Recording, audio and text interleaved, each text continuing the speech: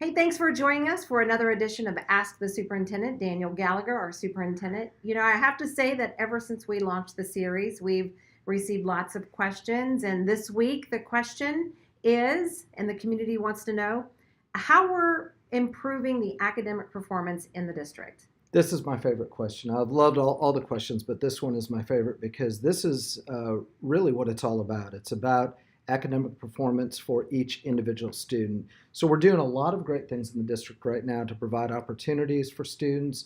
We talk about college, career, life readiness, many great things happening. At the end of the day, our goal is to make sure that every single student is prepared to be successful when they walk across that stage when they graduate. So I've asked Mr. Doug Sevier, our Director for Curriculum and Learning, to join us to have a conversation to talk to us about some of the things that we've been working on, and specifically you in the Curriculum and Learning Department. So share with us some of those things that you've been working on. Absolutely. I think a lot of people, when they think about the Curriculum and Learning Department, they would think of just a paper issue. What curriculum are we pushing out to the teachers to use? But in reality, it involves so much more than that. Curriculum is, yes, our main focus when we think about what we're going to provide to the teachers.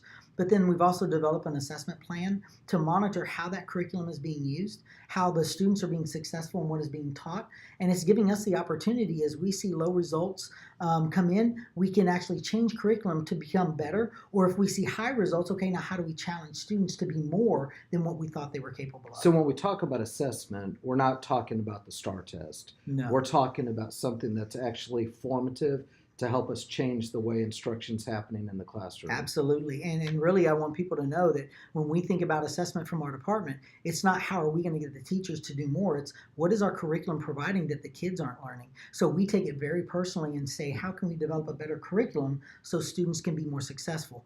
But that's just part of that, because then we have to bring in our district people to train under and get more informed about some of the best practices. Talk about training. Training. The first thing we do is we try to bring in building level leadership, whether that be assistant principals and principals to coordinators, to really talk about how do we get better at what we do.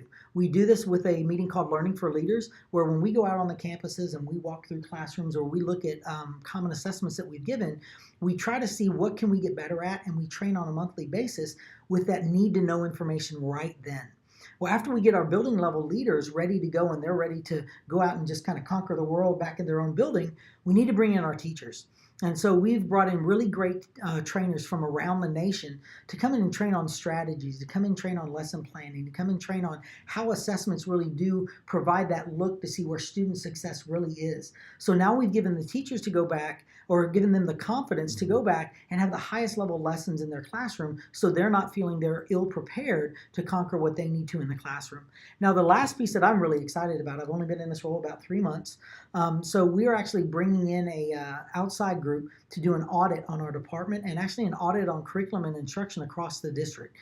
This will give us the opportunity to look and see, you know what, we think we're on the right track. We've done a lot of improvements. We've taken a lot of close looks at what we're doing and how we need to improve, but this will give us the opportunity to see our blind spots from a third person perspective, to come in and say, well, you're doing this, this, and this well, but what you weren't seeing was this, this, and this. And so I think it'll just give us the opportunity to grow exponentially and improve that much more for the student success across the campuses. And awesome. and I was fortunate enough to sit through one of those Learning for Leaders, and I love the discussion that you guys were having on literacy and the way that literacy, as we know it as educators, really is an evolving definition. So talk about the literacy piece that you guys are looking at. Absolutely. We have such a dynamic opportunity right now. We're getting ready to adopt all new textbooks across our district, just because the TEKS or our standards are changing.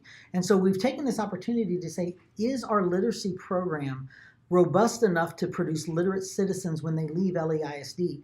And what we're really starting to see is, well, there's 3 key areas that we really want to focus on. One being, what are they reading? The second being, what are they writing about what they're reading? And then the third, what are they debating about the issues of their class or the issues of their content that will make them or produce more literate citizens as they leave?